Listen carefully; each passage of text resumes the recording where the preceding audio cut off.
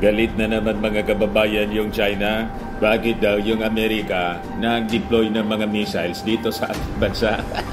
Anong pakinin niyo? Talaga niya Mr. Maravillas, mga pakialamero, dominante, pati yung ating defense, pinangingialaman. This is for our defense. That is for our defense. Pakinin niyo sa amin. Balibasa, matagal na ninyong pinag-intensyonan ang aming bayan.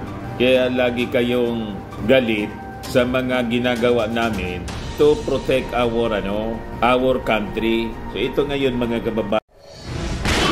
Nagbabagang mga balita at pagtalakay sa mga isyu na lipunan. Bulsa, opinyon, banat at paglalantad sa katotohanan. Bulsa, what you see is what you get. You decide. Ayan yung sinabi ng China. Yan po. China's Defense Ministry condemns U.S. missile deployment in the Philippines. Lalo niya Mr. Maravillas, magagalit yung China pag narinig nila yung speech ng ating Pangulong BBM. BBM.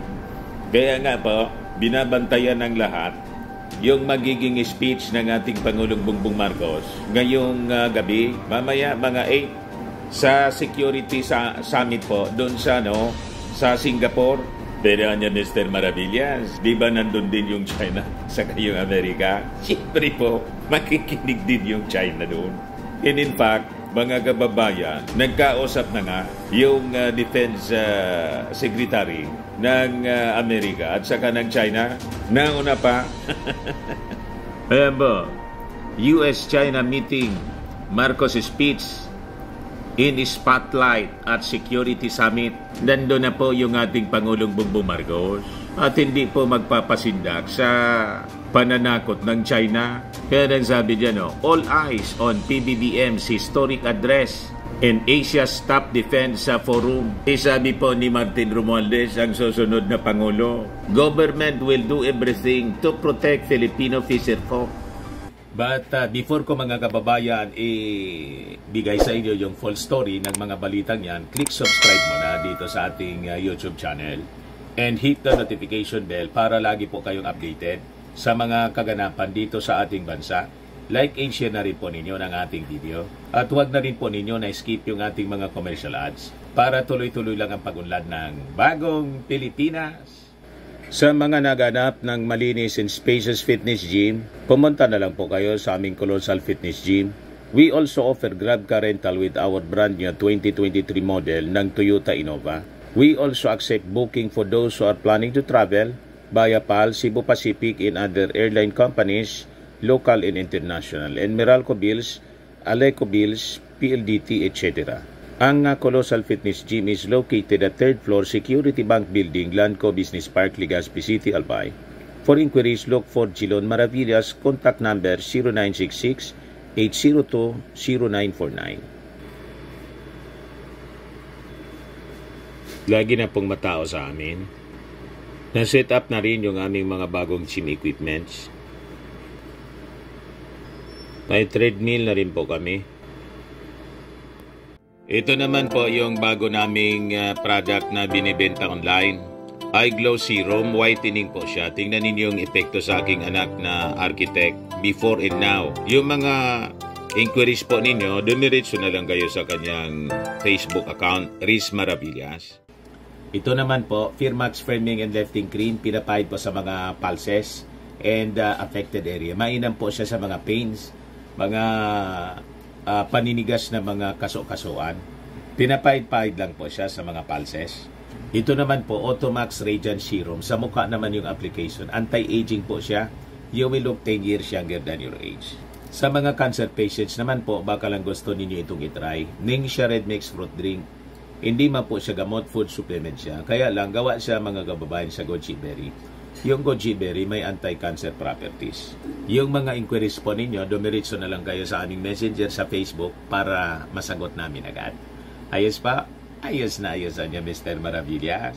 In the West Philippine Sea. So lahat ng ito mga kababayan na ginagawang trabaho ng ating Pangulong Bongbong Marcos may relasyon po sa security ng West Philippine Sea. Kasi napaka-importante po ito. Kaya tuloy-tuloy po yung military exercises natin with our allies. Yan po. Philippine Air Force all set for Australian-led pitch black drills. Yan po. Kailangan gawin natin ito. We have to engage our regional partners. At dito naman sa atin, sa ating bansa, yung ating Army at US Armies po, nagsasagawa sila ng second phase nitong Salaknib exercise. Yan po. Kaya umiinit po yung ulo ng China. Nati-checkmate po natin. Magaling po yung ating Pangulong Bongbong Marcos. So ano niya, Mr. Maravillas, magkakagira na. Matagal pa siguro po. Pero yung gira talagang it will come. Naka-prophesy siya mga kababayan sa Bible that there will be wars and rumors of wars. Kaya kailangan maganda po tayo because that is reality. At yung ating ginagawa po, this is for our defense. It is not for our offense or offensive operations. Kasi yun po yung yun ang pinapalagana po na black propaganda ng mga pro-China na tayo rito gustong makipagira. Hindi po tayo, ayaw natin makipagira. Pero ready tayo to defend the country. And we have to be ready. Hindi man po pwedeng hindi tayo mag-ready po. Kung hindi tayo mag-ready, dito nawin na natin, alisin na natin po yung ating Defense Department, tanggalin natin yung ating armed forces. Pwede ba yun? Pag ginawa natin yun, we will cease to exist as a country. Yung ginawa po ng China, nang makita nila na humina yung ating defense kasi pinalayas yung mga Amerikano rito. Yun ang kwento po sa interview ni Christian Esguerra. Napanood ko yung interview po ni Christian Esguerra kanina kay former Senior Associate Justice Antonio Carpio. Sabi po ni Tony Carpio, nang paalisin niya, hindi na i-renew ng ating gobyerno yung agreement natin sa mga base militar, hindi man tayo naganda. Walang ginawang pagpapalakas ng ating defense. Nakita yun ng China. Nagkaroon ng power vacuum. Kaya pumasok sila. So parehas yung aming analysis po ni Tony Carpio. Kaya lang, hindi nabanggit ni Tony Carpio na ang talagang initiator po ng pagpapalayas ng US bases po dito sa ating bansa, mga grupong kaalyado ng China. Hindi niya nabanggit po doon sa interview. Yung mga movements po dito, mga anti-US Marcos movements po, na naka-impluensya sa mga senador, yung infiltration po dito sa atin, matagal na. Because that is the ambition of China. Their admission mismo dito sa interview ni Christian Esguerra kay Tony Carpio, 1949 pa niya. Talaga yun ang balak. You see, long-range planning po ang China. Yung mga anti-US po movements dito, mismong yung rebellion po, funded ng China. Mao Zedong. Yung mga kalaban ni Marcos, mga Chinese. Si Cardinal Sin, Chinese. Yun hindi po na-realize ng ating mga mamamayang Filipino. Iparinig ko sa inyo po yung sinabi ni Antonio Carpio. Ay, hindi pala Christian Esguerra. Si Hidarian, interview ni Hidarian po. Richard Hidarian pala to. Long conversation. Ano, sabi niya dyan, One News PH. China has been planning to occupy WPS. Ang Pilipinas niya hindi naganda na-brainwash po sa mga propaganda, naniwala sa mga propaganda na once na lumayas yung mga Amerikano, pinalayas natin dito yung American bases, sabi nila, magnetan niya, yun ang mga linya ng propaganda po. Ang presence niya ng Amerika is a magnet for war. Pinalayas po yung US bases, ayon pumasok yung China. Kasi yung nasa likod po ng pagpalayas ng US bases dito, mismong China. Di ba yung rebellion dito po, suportado ng China? Winikin niya mismo yung politika and defense ng ating bansa. Parinig ko po sa inyo yung sabi dito sa interview. Foreseen that once the US, the Philippines leaves Subic and Clark, there will be a vacuum in the South China Sea and that would be the time for China to come in. We should have prepared for that. You see?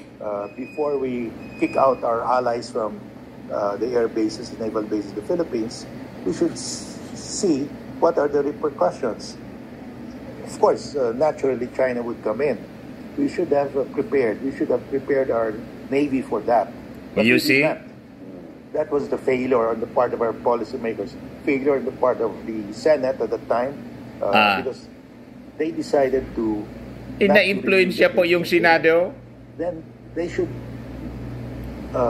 look at the repercussions. Because that involves security. You see? They just terminated and jump with joy that they have done it, but they didn't think far ahead that China would move in because there would be a power vacuum, and China continued. So that happened in 1995, 1996. We did not learn our lesson. We still did not prepare. We did not strengthen our Navy or Air Force. Kasi yun talaga yung plano. Anti-ship missiles. So China moved again in 2012, seized the Scarborough Shoal. And that was the wake-up call. I mean, when China seized Scarborough Shoal in 2012, that was the time when we realized that China will keep on grabbing our maritime zones and island territories if they fall within the 9-dash line. Yung mga leaders kasi po, na umupo, sympathetic sa China. Yung iba po, nasuhulan ng China. Nagparapaniwala tayo sa mga propaganda na mga movements po dito sa ating bansa na hindi natin alam, pinupundohan pala secretly ng China. Pero, ako, paniwala ko, yung iba po, conscious, alam talaga nila, kaya lang mas malakas yung yung kapangyarihan ng kwarta kaysa sa interes po ng ating bansa. Kaya po peligroso ang mga susunod na na election po with the massive infiltration sa politika natin ng mga Chinese. Dapat po mawarningan natin ang ating mga mamamayang Pilipino na seryoso po ang banta ng China dito po sa atin. At pag hindi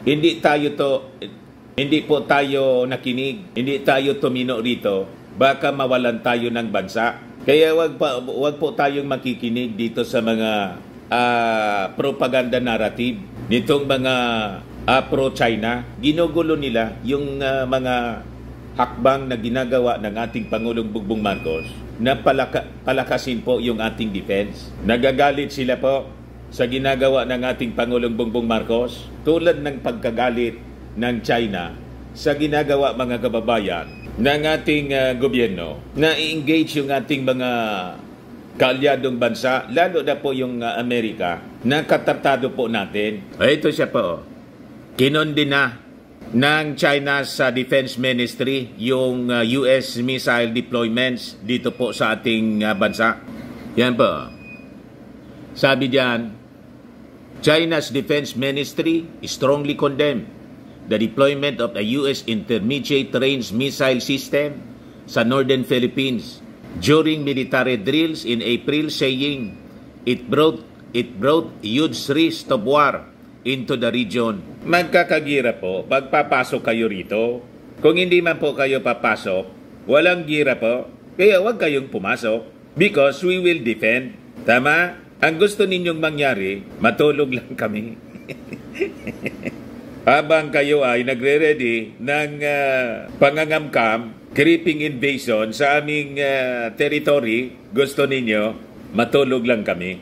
So sabi rito, Defense Ministry spokesperson Wu Qian told a press briefing in Beijing that China remained highly vigilant in opposed the deployment, the first in Indo-Pacific region. The United States anya at saka yung Pilipinas practices, yung military exercises natin dito, both the entire region under the fire of the United States and brought huge risk of war into the region. Adding, it seriously undermined regional peace. Anong in-undermine namin yung regional peace na dati manatahimik dito, pumasok kayo, So kayo yung nag-undermine ng regional peace. Itahimik nga dito nung may military base. In-infiltrate ninyo yung aming bansa. Nagfundo kayo ng mga movements para magsagawa ng mga rallies, anti-US, anti-Marcos. Ayun, nagtagumpay kayo. Kasi nga, pati yung aming mga senador na brainwash, naging anti-American bases na rin. Hindi na nirenew yung agreement sa US bases dito. Doon kayo umabante. Yan mismo yung sabi po ni Antonio Carpio. So sabi po ni Wo, intermediate range missiles anya are strategic and offensive weapons with a strong Cold War color. Tama ka, it will be offensive. Pag sinubukan ninyo po kaming pasukin, alangan kayo man lang ang mag-offense. Di ba? China deploys its own advanced intermediate range missiles as part of an extensive conventional ballistic missile arsenal. O di mag-deploy din po kayo. Wala kaming paki, mag-deploy kayo. Mag-deploy kayo, mag-deploy din kami. Ang gusto ninyong mangyari, kayo lang yung mag-deploy. Matagal na kayong nag-deploy. Yung inyong palakas ng inyong military, superpower na nga po kayo. Wala man kayong narinig sa amin. Nangialam ba kami? Kinontra ba namin ng Pilipinas? Nag-protest ba kami? Nang bumili kayo ng bumili ng mga armas? Nag-manufacture kayo ng nag-manufacture ng mga armas? Wala kayong narinig na statement galing sa amin.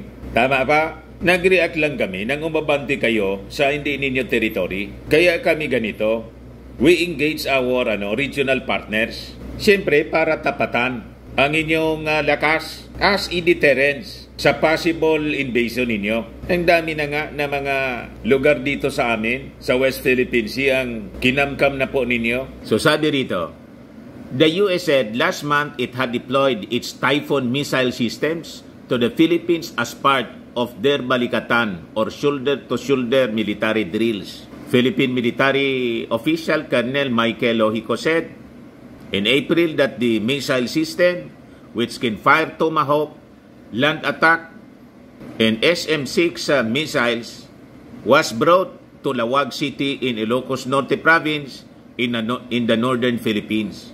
The annual drills, the military exercises, urged China at the time, and it warned of destabilization when countries outside the region flex muscles in stoke confrontation. May tratado po kami sa Amerika, matagal na. At yung annual military exercises, annual nga regular siyang ginagawa namin. Dati wala man kayong reklamo. Ngayon man lang kayo may reklamo kasi may intensyon kayong masama.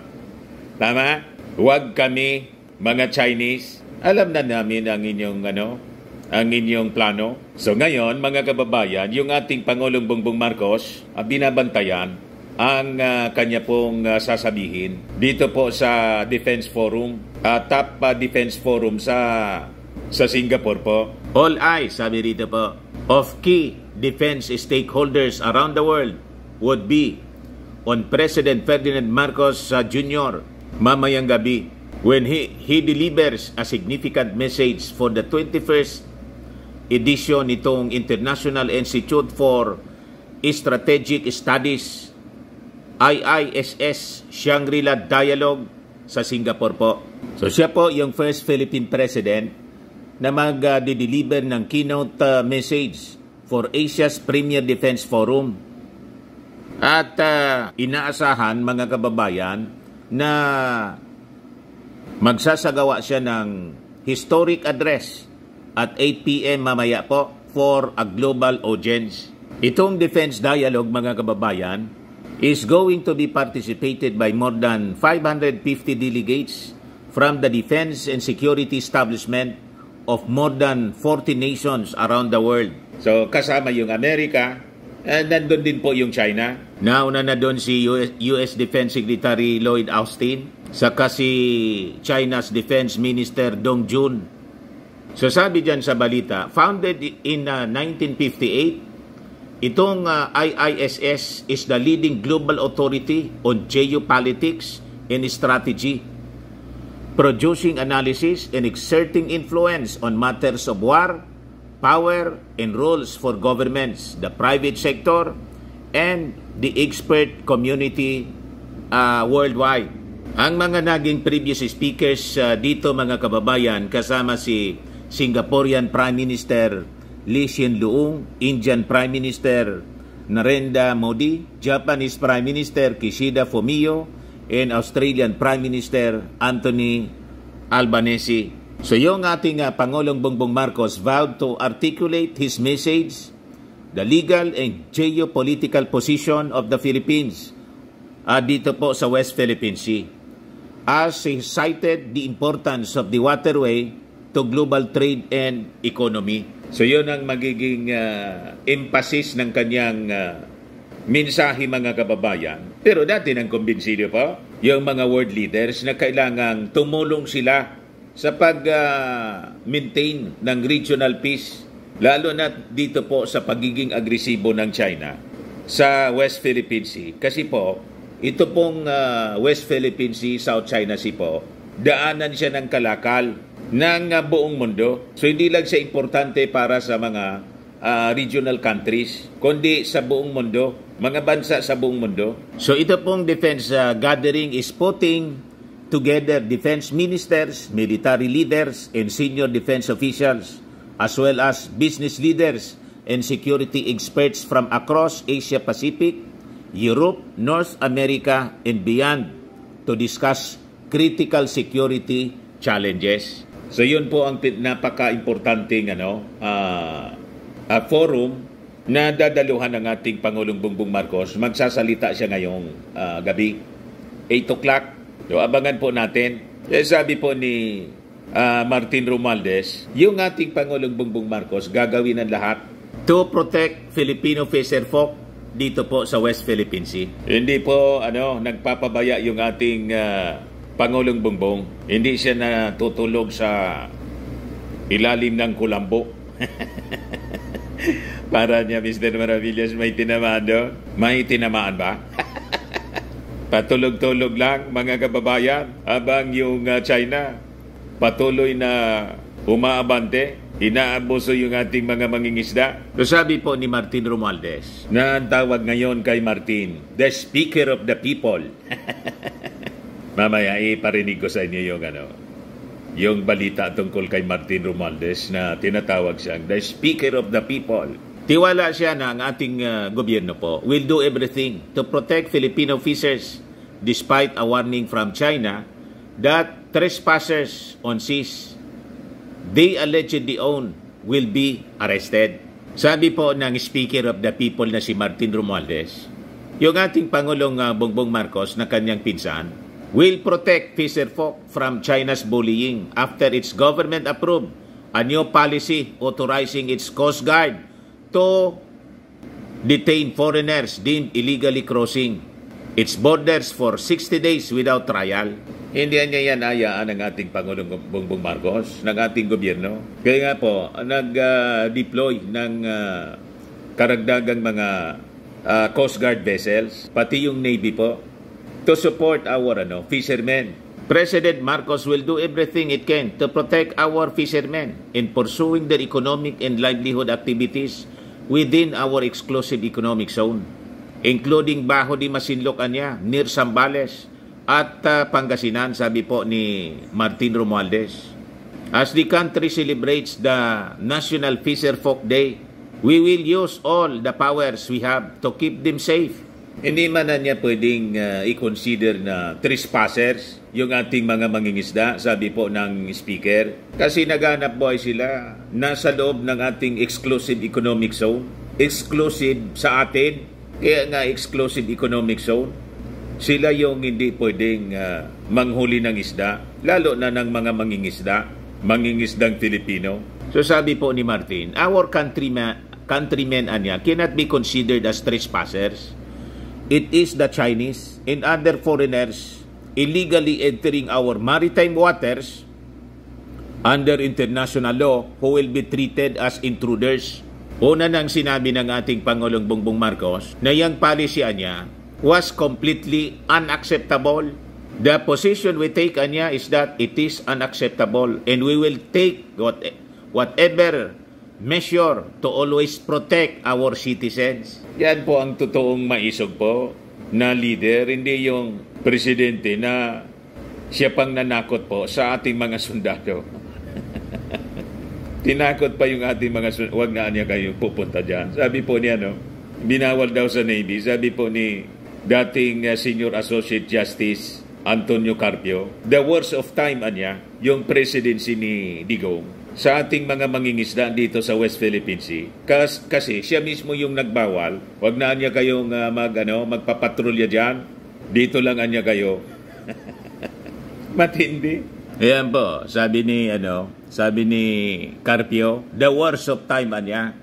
It was really the worst of times during the Duterte, because here we're fighting China, defending the West Philippine Sea, and Duterte was defending China. Lawyering for China. He was the agent of China. Matindi pa. In his administration, he made a verbal order to the Navy.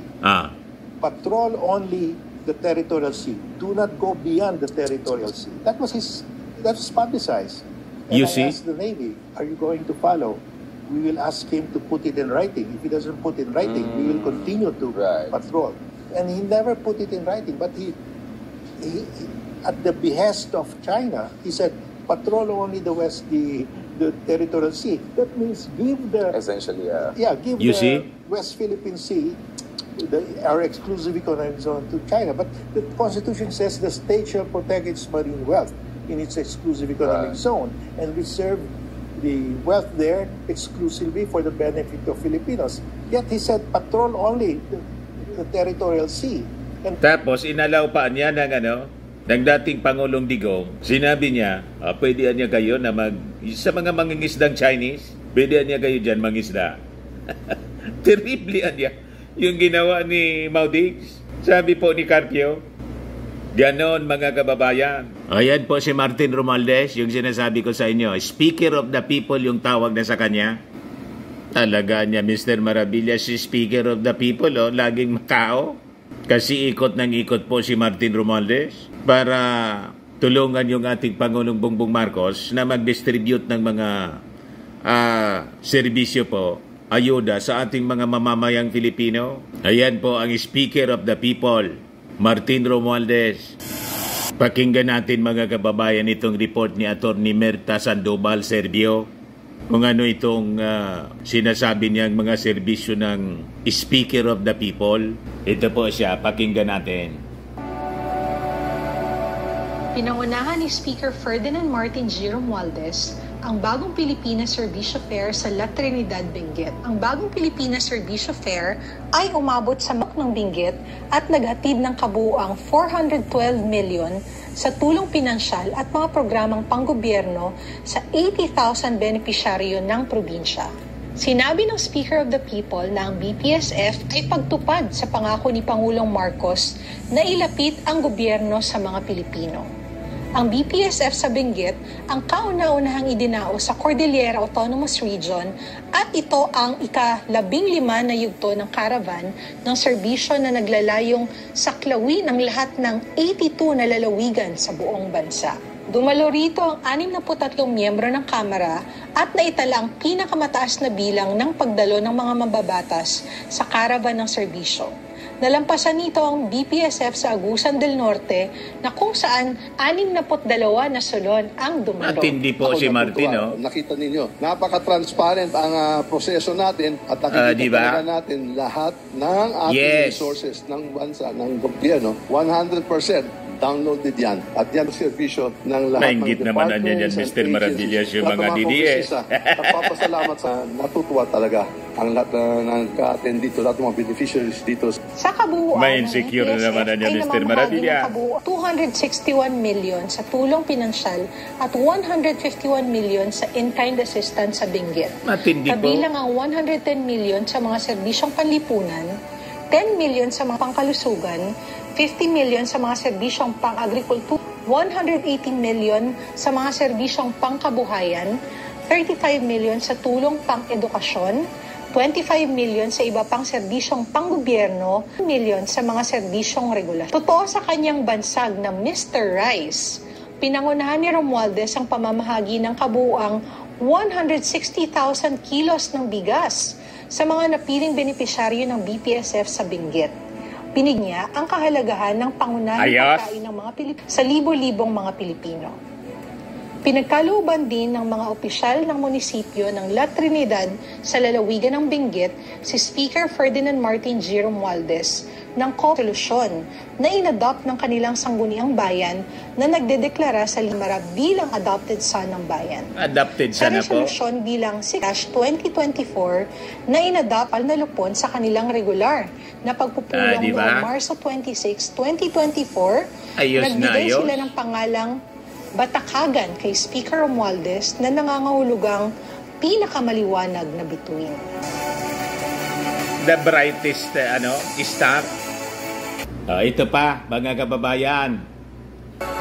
Bilang panauhing pandangal sa ikalawang talumpati sa patakarang panlabas ng kagawaang panlabas, binigyang diin ni Speaker Ferdinand Martin Romualdez ang mga bagong inisyatibo para palaguin ang negosyo sa Pilipinas na dinaluhan ng mga diplomatic corps, kabilang ang 8 ambassadors, opisyal ng gobyerno, kinatawan mula sa akademya at komunidad ng negosyo, at mga opisyal ng DFA na pinangungunahan ng kalihim ng Secretary Enrique Manalo. Ang Department of Foreign Affairs Foreign Policy Address ay isang plataporma kung saan ibinabahagi ng mga ang kanilang mga pananaw para sa mga tauhan ng DFA, para ng presidente si Marie, at mga think tank tungkol sa anumang isyong pampatakaran na may implikasyon sa patakarang panlabas. Sinabi ng Speaker of the People na tututukan ng Kamara de Representante ang pagpapalakas ng pambansang seguridad at pagpapahusay ng kaunlarang ekonomiko sa natitirang sesyon ng siyam na Kongreso. Anya, sa pamamagitan ng ibay ng kapayapaan at seguridad, makakalikha ang Kongreso ng isang kapaligirang nakakatulong sa mga gawaing pang-ekonomiya at mga inisyatibong Ang mga ito, sa kalaunan, sa karagdagang pagpapatatag ng ating bansa sa pamamagitan ng pagbawas ng kahirapan, paglikha ng mga trabaho, at pagpapabuti ng pamantayan ng pamumuhay na magbabawas naman sa posibilidad ng kaguluhan sa lipunan. Itinuturing italagang siklo para sa sustainable na kaunlaran ng isa sa mga pangunahing haligi ng aming agenda sa lehislatura. Sinamantala rin ng Speaker ang pagkakataon upang itulak ang isa pang advokasiyang pang-ekonomiya. Ang pag-alis ng paghihigpit sa mga dayuhang pamumuhunan institusyon.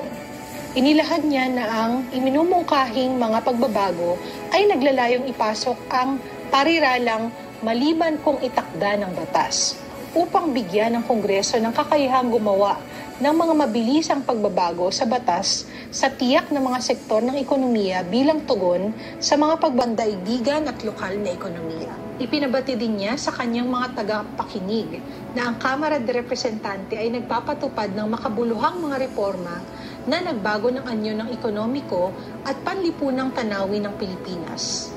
Bukod pa rito, ang pagtatalaga ng Kamara sa pagpapaunlad ng infrastruktura ay pinapakita sa patuloy na programa ng Build, Build, Build. Sa larangan ng ugnayang international, binanggit ni Speaker Romualdez ang patakarang panlabas ni Pangulong Ferdinand Bongbong Marcos Jr. Ang Pilipinas ay kaibigan ng lahat at kaaway ng wala. Sinabi ng Speaker of the People na sa pamamagitan sa China. We just defend our rights. Matutugunan natin ang ating mga karaniwang problema. Sa isang kapaligirang pabago-bago, hindi tiyak sila po yung nang-aaway. Hindi po tayo palaaway.